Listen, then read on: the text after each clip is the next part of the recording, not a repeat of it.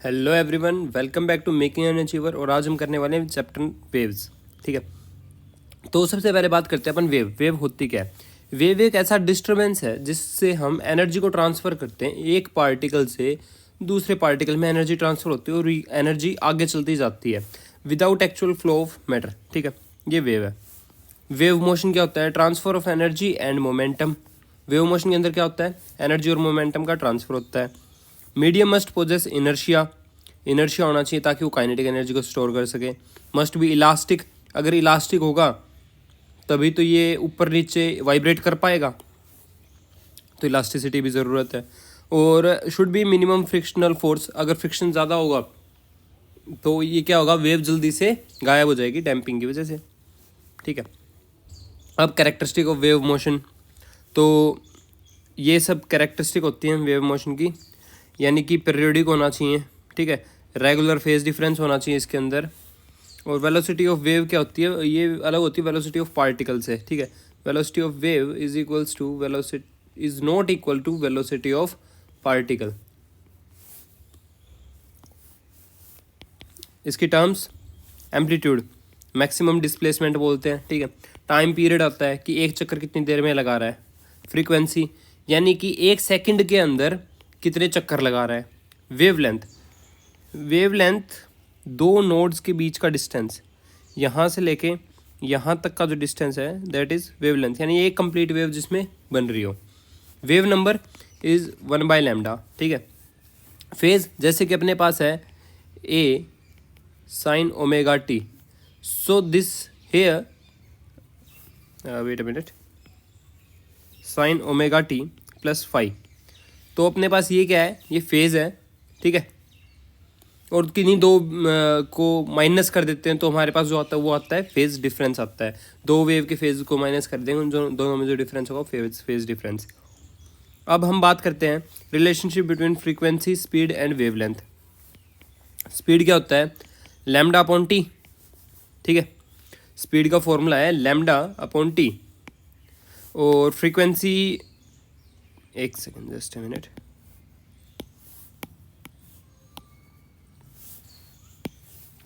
तो हाँ मैं कह रहा था स्पीड होता है लैम्डा अपॉन टी और frequency is equals to 1 upon T.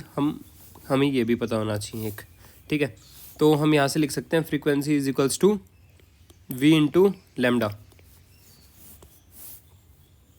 Type of wave, wave किस किस टाइप की होती है? Mechanical wave, EM waves and matter wave. Mechanical wave को मीडियम की रिक्वायरमेंट होती है। ईएम वेव्स है, इलेक्ट्रोमैग्नेटिक वेव है, इसके अंदर कोई भी मीडियम की रिक्वायरमेंट नहीं होती है। और मैटर वेव है moving of microscopic particles such as electrons, protons, neutrons, इनकी जो वेव होती हैं मैटर वेव्स कहलाती हैं। मैकेनिकल वेव अपने पास दो टाइप की होती हैं, transverse wave and longitudinal wave. Transverse wave में क्या होता है? Particle oscillates perpendicular to the direction of propagation. ठीक है, कुछ ऐसे चल रही आगे की तरफ है, पार्टिकल्स कहाँ जा रहे हैं? ऊपर की तरफ जा रहे हैं। पार्टिकल कहाँ जा रहे हैं? नीचे की तरफ जा रहे हैं। ठीक है, अब लॉन्गिट्यूडिनल वेव की बात करें तो जैसे कि sound wave is a longitudinal wave जिसमें रेयर फ्रैक्शन और कंप्रेशन होता है। ये मान लेते हैं अगर ये है कंप्रेशन और आगे जाएगा, this is called as rarefaction, यानी कि पहले कुछ पार्टिकल कॉन्ट्रैक्ट होंगे, फिर ये अगलों को वाइब्रेट करेंगे। जो बहुत दूर दूर थे उनको फिर से ये कंप्रेशन होगा उनके अंदर। अब ये कंप्रेशन यहाँ पे शिफ्ट कर जाएगा और ऐसे करके वेव आगे की तरफ चलती है। ठीक है, equation of progressive wave, progressive wave जो आगे की तरफ चले, this is also transverse wave. Y is equals to A sine omega T minus K X. अगर हमारे पास ये कौन सी वेव होती? लॉन्गिट्यूडिनल वेव होती, तो वो होता है X is equals to A sine omega T minus K X. अगर एक्स है तो यानी लॉन्गिट्यूडिनल है, वाई है तो यानी कि ट्रांसवर्स वेव अपने पास। अब के की वैल्यू क्या आती है? 2π/λ। के इज ऑलवेज इक्वल्स टू 2π/λ और it is also equals to 2πf। ठीक है, because we know that lambda is inverse of frequency. ठीक है, डिफरेंट फॉर्म्स, अलग अलग फॉर्म में कैसे आपको इन सभी फॉर्म में वेव की इक्वेशन देखने को मिल सकती है, प्लीज़ इन्हें नोट कर लीजिए। ठीक है, ए इज़ एम्पलीट्यूड एंड यहाँ पे ओमेगा की वैल्यू पुट कर दी, और मतलब अलग अलग वेरिएशन में ये चीज़ें हमें देखने को मिल सकती हैं। अब हम बात करते हैं फेज डिफरेंस की, ठीक है। तो फेज डिफरेंस डेल्टा फाई से डिनोट करते हैं हम, और पाथ डिफरेंस को हम डेल्टा एक्स से करते हैं, तो हमारे पास उसका ये फॉर्मूला आता है, ठीक है। और ये जो टर्म हमारे पास की होगी, तो delta phi is equals to K X, K delta X, that's it. Intensity क्या होता है? Average rate at which energy is transferred by wave across unit area perpendicular to the direction of propagation. Intensity क्या है? ये एक average rate है जिसके through energy को हम ट्रांसफ़र करते हैं एक जगह से दूसरी जगह, ठीक है, पर यूनिट एरिया। और ये क्या होती है? Perpendicular to the direction of propagation होती है हमारे पास। एनर्जी का फॉर्मूला क्या होता है? इंटेंसिटी का फॉर्मूला होता है energy upon area into time, ठीक है। ये अपने पास इंटेंसिटी का फॉर्मूला होता है, जिसको हम अलग अलग टर्म्स में भी लिख सकते हैं, ठीक है। अब हम बात करते हैं एक्सप्रेशन। इसका ये एक्सप्रेशन होता है, ये याद रख लो, कई बार इसके ऊपर क्वेश्चन आ जाता है डायरेक्टली, ठीक है। आगे चलते हैं, velocity of transverse wave on string. अब वेलोसिटी कैसे निकालते हैं ट्रांसवर्स वेव की? वेलोसिटी का फॉर्मूला होता है under root T divided by mu. Mu क्या है? मास पर यूनिट लेंथ। इसके अलग अलग फॉर्मूले देखने को मिलेंगे, तो इसमें डायरेक्ट जो फॉर्मूला बनेगा, अगर मेरे को मान लेते हैं एक रोड दे दी और इसके अंदर एक वेव ऐसे जा रही है, ठीक है, मास यूनिफॉर्म मास डिस्ट्रीब्यूशन है इसके अंदर, तो इसके अंदर वेलोसिटी का फॉर्मूला क्या आएगा? अंडर रूट जी एक्स, और एक्सेलरेशन होता है g/2 मीटर पर। तो अब हम बात कर रहे थे साउंड की, ठीक है।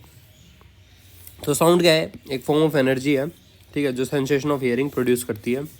साउंड हम कहाँ तक सुन सकते हैं? 20 हर्ट्ज से 20,000 हर्ट्ज। 20,000 हर्ट्ज से जो ज़्यादा होगी वो अल्ट्रासोनिक, जो कम होगी वो इंफ्रासोनिक, ठीक है। सुपरसोनिक का नाम भी सुना होगा। वो क्या होता है? साउंड की स्पीड से ज़्यादा स्पीड पे चलना है, सुपरसोनिक, ठीक है।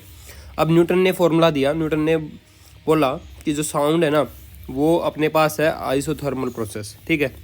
तो उससे उसने फॉर्मूला, तो आइसोथर्मल में बल्क मॉडुलस प्रेशर के इक्वल होता है, तो फॉर्मूला फॉर साउंड दिया P/ρ। This is generalize formula, B/ρ, under root B/ρ, ठीक है। तो न्यूटन ने क्या दिया? अंडर रूट P/ρ, ठीक है। फिर यहाँ से हमने जब वैल्यूज़ पुट की तो हमें 280 मीटर पर सेकंड की स्पीड मिली, बट एक्सपेरिमेंटल वैल्यू क्या थी? 331.3 मीटर पर सेकंड की स्पीड थी, इसलिए डिस्कार्ड कर दिया गया। फिर हम आगे गए, Laplace formula. Newton Laplace formula, Laplace आया, कहता कि भाई ये एक एडियाबैटिक प्रोसेस है, ठीक है, तो इसलिए न्यूटन लैप्लेस फार्मूला बना।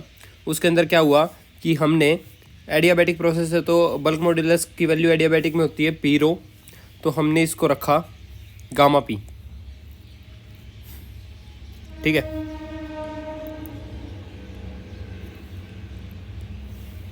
सो sorry, P gamma. So we have velocity is equals to under root gamma P/ρ, ठीक है। ये हमारे पास वेलोसिटी का फॉर्मूला आ गया। टेम्परेचर का क्या इफेक्ट पड़ता है? टेम्परेचर के लिए हमारे पास है गामा RT/m अंडर रूट। ये हमारे पास टेम्परेचर का है, यानी कि टेम्परेचर के V is directly proportional to under root T, ठीक है।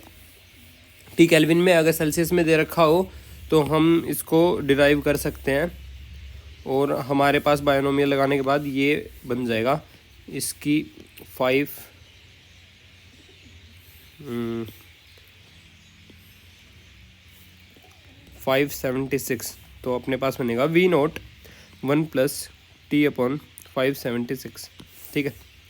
इस फॉर्मूले से आप ज़रूर फैमिलियर होने चाहिए, ज़रूर आपका देखा होना चाहिए। अब बात करते हैं इंटरफ्रेंस की। तो इंटरफ्रेंस में क्या आएगा? मान लेते हैं हमारे पास ये दो इक्वेशंस हैं, ठीक है। तो रिजल्टेंट इक्वेशन क्या आएगी?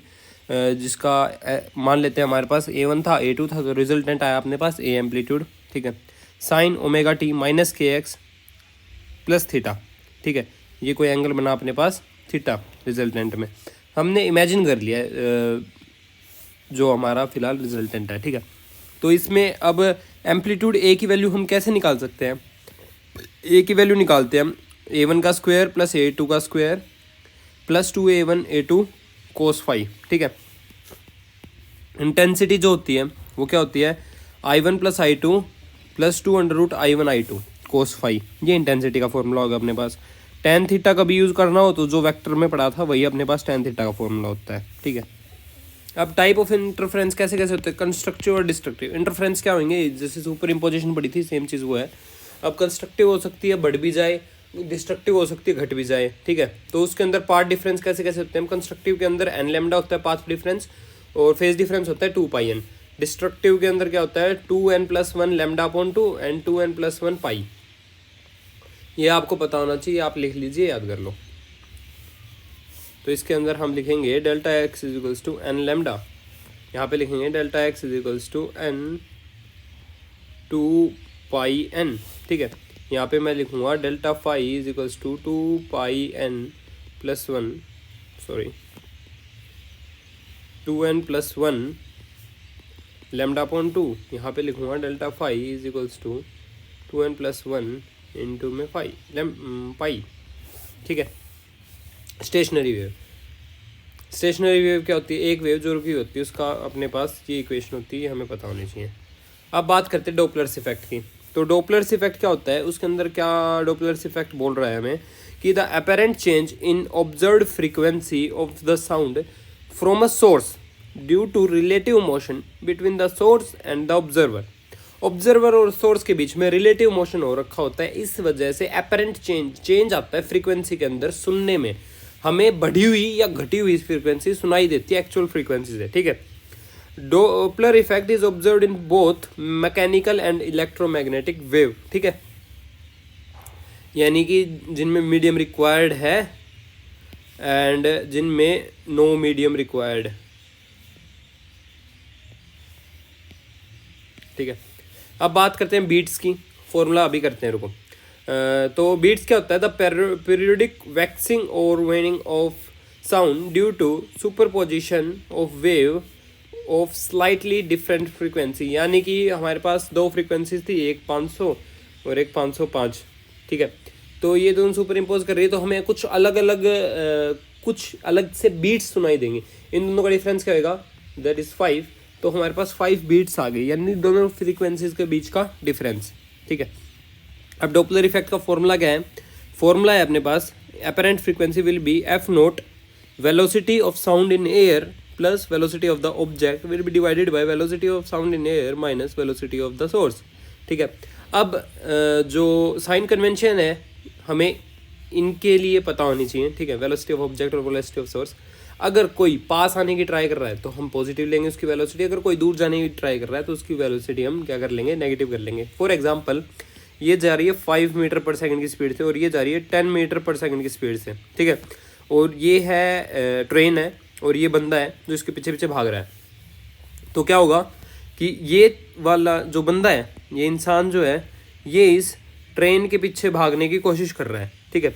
तो इंसान क्या कर रहा है, कोशिश कर रहा है, इसलिए इंसान की पॉजिटिव होगी, पास जाने की कोशिश कर रहा है, और ट्रेन दूर जाने की कोशिश कर रही है, इसलिए क्या होगी, इसकी नेगेटिव होगी। अगर ट्रेन भी इसकी तरफ आ रही होती तो क्या होता, ट्रेन की क्या हो जाती, पॉजिटिव हो जाती, और जो ये बंदा है इसकी क्या हो जाती, इसकी भी क्या हो जाती, पॉजिटिव हो जाती। सो दिस इज़ हार्मोनिक्स के बारे में हम अगली वीडियो में पढ़ेंगे। Thank you for watching making an achiever. बने रहें हमारे साथ, बाय बाय।